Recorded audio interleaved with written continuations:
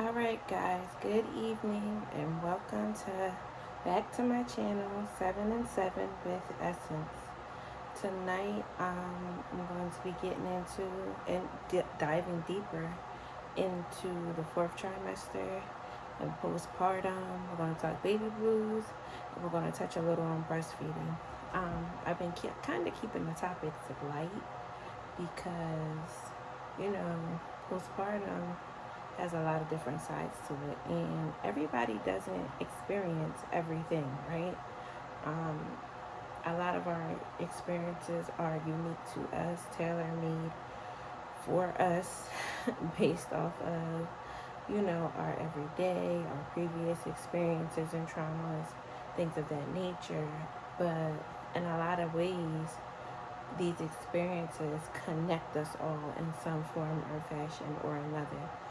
So I really wanted to dive deeper into this topic and kind of talk a little bit more about the really like the uglier side of postpartum. Um, the stuff that's really hard to talk about, the stuff that a lot of us moms keep in our minds, but we dare not say out loud. And so, trigger warning for some moms. I just want y'all to know that, yes, what you think that I'm about to talk about is exactly what I'm about to talk about when it comes to postpartum. Postpartum can get ugly, okay? Postpartum, on the surface, it's crying, it's unbalanced emotions, it's mom guilt, it's regret, it's depression, it's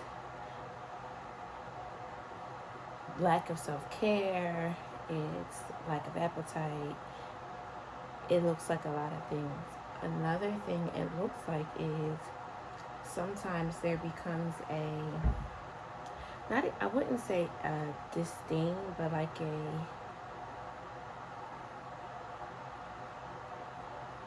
there's like these emotions that come about, right, that make us feel less connected to our babies. Some mothers go as far as having like very harmful thoughts about themselves, about their children, things of that nature. Now, for me, to just be transparent about me and my experience, Sevyn is my fifth biological child. I have never experienced postpartum in the way that I'm experiencing it now. So to give an example, 2 weeks ago, I had an episode where it was the middle of the night. Sevyn was crying, like almost like inconsolable unless she was being held. It's the middle of the night, and sis just wants you to hold her the whole night long. And it's like, it's bedtime. It's 1 in the morning, it's 2 in the morning, it's 3 in the morning, it's 4 in the morning, and she's still not satisfied unless she's in someone's arms. So, of course, at that point, she was, 3, maybe 4 weeks old. It's just like still getting to it, trying to get used to a schedule and things like that. So I'm a little sleep deprived. That was frustrating, but it was like I wasn't even feeling the emotion of being frustrated. I wasn't even sad until I just turned and looked at her, and my husband was dealing with her, and I just started crying. I don't know where the tears came from. I wasn't thinking any thoughts at the moment. I just turned to look to see what my husband was doing with her, and immediately tears just came. And then later on, like that day, like that next day, it happened again. And for the life of me, that's when I really realized, like, oh my God, like, I'm dealing with postpartum. And I really need to make sure that I am actively monitoring my thoughts and being slow to react and being aware of my actions, try to be more aware of my emotions, and try to be in control as much as possible and stay on top of that. Be mindful of things that trigger me, things of that nature. So then you fast forward, and 2 days ago, Sevyn is going through like a little, I don't know if she has colic. I've never had a baby that had colic. I'm going through a lot of firsts here, okay? But she's been pretty gassy, a lot of burping, a lot of passing gas, things like that. And so because of that, she hasn't been sleeping the greatest. So the other day, she's like crying, fussing, and I just watched her. And as I'm watching her, like, I did not have a desire to pick her up, to console her, or anything. I just was watching her. And it didn't go on for like an extended period of time. It was like what would seem like 5 minutes, but it probably wasn't even that long. And I'm like assessing my thoughts, and I'm like, girl, if you don't pick up that baby and help her get her gas together, because you are the mama and she needs you. And so I think one of the things that is helping keep me grounded, and I was talking to a few people this week, and I let them know in my conversations with them that the one thing that I'm trying to remind myself to do is to remain in a state of gratefulness. That is really what is helping me, because I realize that postpartum, this 4th trimester, I don't know what's coming, if anything is coming, if what I've already experienced is the extent of my experience. But with that being said, if it's not the extent, I need a tether. I need something to pull me back in, to reel me back in. And that thing for me is gratefulness. Grateful that my experience could be way worse than it is, and that it's not.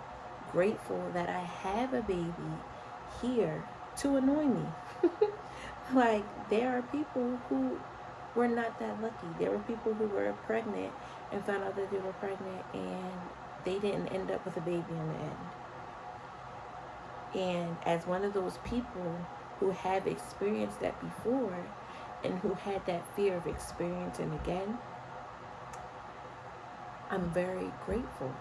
I'm grateful that I can experience Sevyn and all her fussiness and feistiness, and as demanding as she is, and as upset as I make her, because let me tell you, I make Sevyn very upset sometimes. She be too through with me. But grateful, being grateful. And being grateful, or saying to someone to be grateful for your experience, doesn't minimize the fact that your experience is real. It doesn't minimize the fact that your feelings are real, and that this is a real experience for you, and that you need support, you need help, you need love, you need guidance, you need tips and tricks, and right? Like, we need these things. We still need all of these things to help us get through. But in the midst of that, we still have to remember that this too shall pass. This will not be like this always. At some point, because let me tell you, even when it comes to breastfeeding, to me, it makes going through postpartum, like, they say the act of actually breastfeeding is supposed to lessen the chances of you experiencing postpartum so severely, And to an extent, I do believe that because all of my children are breastfed, and I've never experienced postpartum the way that I have.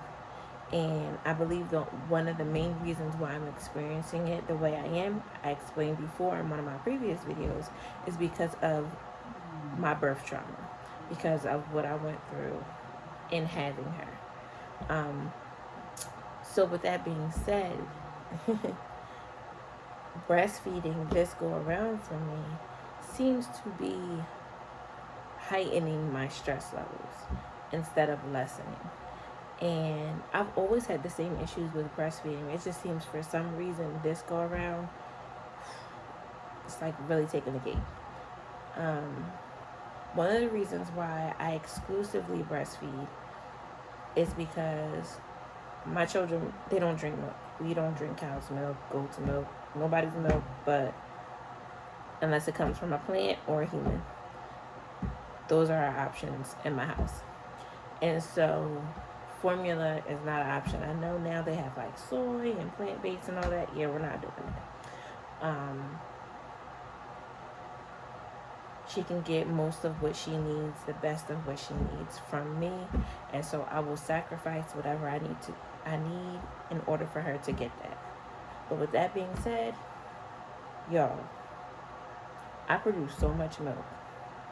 And honestly, if I pumped it all out, I would be hooked up to the pump all day. I hate pumping. Oh my gosh, I hate pumping. If you guys seen my freezer, right now I have about 40 bags of milk in my freezer.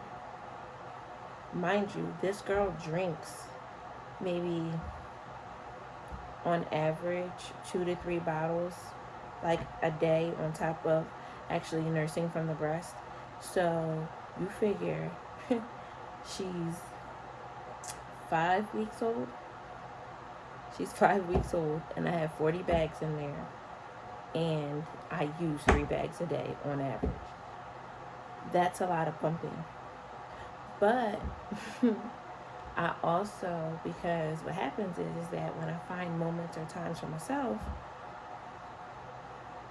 I'm not pumping, which means I'm not replacing milk in the freezer, which means I'm feeling guilty about that, right?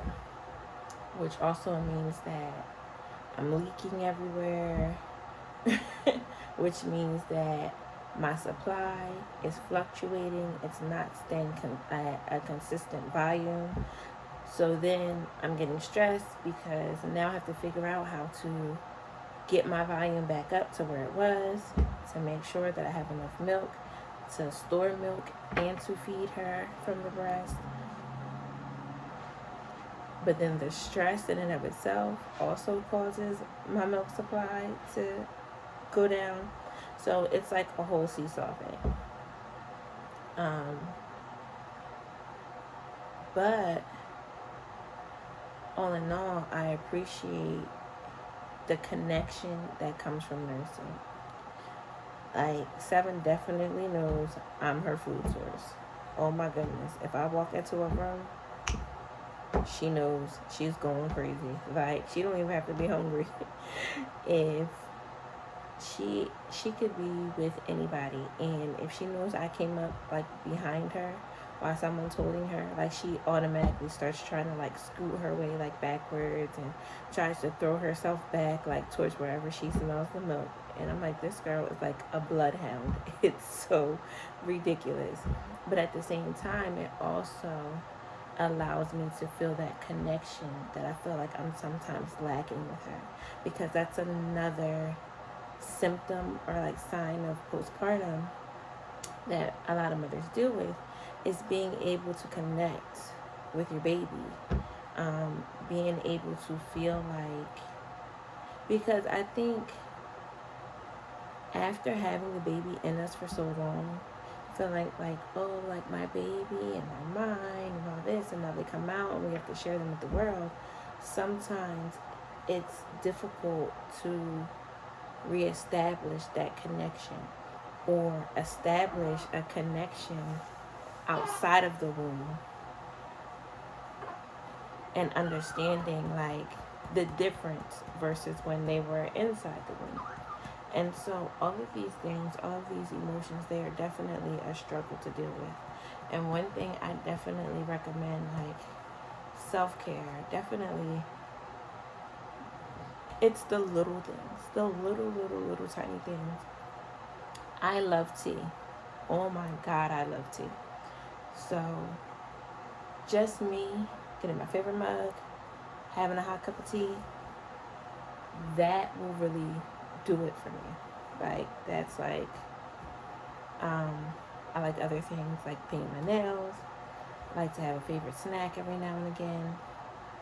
But really, like a cup of tea, if I can't do anything else, that will like really warm my soul. And that will make me like feel warm, happy thoughts. And so you have to figure out, what is that thing for you. Like, I have TV shows. I love sitcoms. I love to laugh. So I've been binge watching old sitcoms. So I just finished Living Single. So now I'm watching Fresh Prince. And let me tell y'all, I am cracking up every day, okay? I'm really just real hearty laughs too. Real genuine hearty laughs. It's just good, clean, funny TV. And we don't really have that anymore, and I miss it. And so, but it makes me feel good. It makes me feel good. And it kind of takes my mind off of some of the negative emotions or thoughts or feelings that I'm having when it comes to body and self-image. It's very hard. Our bodies change so much. Let me tell y'all can't see it now because I've been practicing some regimens for my skin, but I was just freaking out for the past week and a half because I've never had dry skin in my life. I've had oily skin, never dry. And I literally had dry patches all over my face. And my skin, anytime I spoke, smiled, anything, it felt like my skin was cracking. Almost like when your lips are dry and you know they're dry and it's just like it hurts to smile, it hurts to laugh. Like that kind of thing. Like that's how my entire face felt like that, no matter what I did. And mind you, I have all the face creams, the expensive, organic, all that, you name it, I have it. Nothing was working. And so I was really upset. I was really down about that because I'm like, this is my face, right? Like, people look at my face, and my husband's like, I don't even notice it. And he's just like, and you're still beautiful, and this and that. And let me tell y'all something.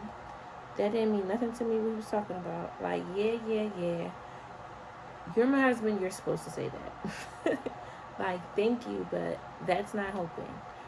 I am sitting with myself, not even looking at myself, and I feel like my face is going to just crack, and just like start bleeding. Like, that's how dry my face felt. And so finally I was like, okay, no. Are we going to sit here and feel sorry for ourselves, or are we going to take some type of action? Like, what are we going to do? Because I'm like, the longer my face is like this, the more and more down I'm going to feel. And so I'm like, okay, right now, holiday season, funds is a little bit tight. I don't have money to just go out and try to be experimenting buying new face cream or face wash. What can I do? I go right to Pinterest. Go to Pinterest. They're like, mix some olive oil and some honey together. Put it on your face. It'll be fine. So, of course, I had just used the rest of my olive oil. I just used the rest of my olive oil the day before making dinner. So now I'm pissed, right? So now I just want to cry because I'm like, I had it the whole time. I had the recipe right here and I didn't even know it. So luckily, it's so crazy how God works, because the next day my mother-in-law was on the phone with my husband and they were talking, and she just so happened to run out to the store to grab herself a few things, and she was going to stop by here, and she was like, oh, like, do you guys need anything while I'm at the store? And I'm like, oh my God, yes, like olive oil. We need olive oil. And so she got the olive oil for us, and It was amazing because I didn't do it right away, but I ended up making the honey and the olive oil concoction. I think I made it the next day after that. And I put it on my face the first day. I left it on for maybe about 20 minutes. Washed it off with warm water, no soap, just rinsed it with warm water. I pat dried my face with a clean towel. And I'm looking at my face in the mirror and I'm like, my face doesn't look dry. It doesn't feel dry. No, my face didn't feel dry, but it still looked dry. The patches were still there. I could still see them, but they weren't as visible. Like they weren't ashy anymore. But I'm like, man, this ain't work. And so I was like, I just had all that energy put towards that for no reason. Then something clicked in me and said, no, you're not going to allow yourself to get down about this. How about you put it on again? Maybe consistency is key. Like, maybe this is not something that just gets fixed one time. Maybe I have to keep doing it. So that's what I've been doing. I've been putting it on every day now for about 4 days, maybe. And I have to tell you, my skin, the patches are almost all the way gone. I had a big one right here, right in the middle. You can't even see it. It's like completely gone. My face does not feel dry. My face feels hydrated. And I feel good. Now, granted, there are other things going on. I have my C-section scar, where I had my C-section at. I have no sensation. I cannot feel when I touch that area. That freaks me out. With my weight, my body, I can't move around like I'm used to. When I sleep, I'm very uncomfortable. Like, there's so many things, right? But I gotta win. And I'm so happy over this small win. My face is back clear. Like, I got my face back. Like, that's enough for me to just sit here and cry right in front of y'all, because that was a big deal. And that emotion, I was able to overcome it and find a solution that worked. And it didn't cost me a lot of money. It didn't even cost me a lot of time. It just cost me a little perseverance and a little will and determination to overcome that sunken and defeated feeling. And let me tell you guys something. That's not an easy thing to do. But when you have a good support system around you, you have a good village, you have people who know and love you and they want to see you win, it gives you that power to want it for yourself. To know within yourself that all these people wouldn't think that you're capable of something that you're not capable of, right? They wouldn't be saying that you could do something that you really can't do. So I must be able to do it. And I am. You are. We are. We are overcomers. We can do this. We got this. The 4th trimester does not have to be hell. The 4th trimester does not have to be the end-all, be-all, doom and gloom. It does not have to be that. If you don't have a support system, I can be your support. Comment below. Give me your Facebook, your Instagram. I will send you my number. We can talk. Because listen, going through this alone is not easy. I don't care if these videos only reach 12 people. Those 12 people are who these videos are meant for. Because let me tell you something. It really saddened my heart to know that there's so many women who experience these things alone and in silence. And it's difficult and it's hard. And you have to figure out ways to press on and keep going and put on a brave front and a brave face. Alone, that's hard. That's a difficult thing to do. So I'm here. I'm here for y'all. Because listen, I be needing people to be here for me. And that's difficult to admit, especially when you feel like, you know, or you're made to feel like, especially as Black women, we're made to feel like we should be able to do it all. And that We don't have time to be down and time to be sad and time to just feel and time to just focus on us. And but we need that. I know I am the worst at taking time for myself. I am the worst at doing the things that make me feel fulfilled and happy. Making sure that I do those things, I am not that good at. But in this time period, I have to do those things. Because if I don't, it could be detrimental for me and for my family. And that's not going to be, it's no good for nobody. So me trying to put everybody before me is not going to be beneficial if I break down. Because now I did all of that for what? None of that means anything. So I'm wrapping it up, you guys. I hear one of my kids creeping out the room. About to come out here and be loud. It's probably Carter, the 2-year-old. So in short, I just want to let you guys know that mamas, you are not alone. We are in this together. I love you guys. And listen, give me some feedback. I love the feedback that I've been getting. Keep giving it to me. Let me know what you guys want to talk about. Maybe one day I can go live and maybe invite another mom on if she wants to come on and tell her story. Listen, this isn't only about me. This is about all of us. This is about our community. This is a conversation that needs to keep on going. So I'm going to keep finding things to talk about, and we're going to talk about them. And we're going to lay all the cards out on the table because there's moms out there who need this. And I know I'm one of them. This is like my video journal. I'm bearing my heart and my soul to you guys. I'm being transparent and vulnerable with you. And so that way I give someone else the courage to be transparent and vulnerable with the loved ones around them, with the people around them, or with me. whatever is going to do it for you to help you get through and get over the things and the emotions that you're feeling, the things that you're going through. I'm telling you, we can do this. We can do it together. So on that note, guys, got a little one wanting my attention. So until next time.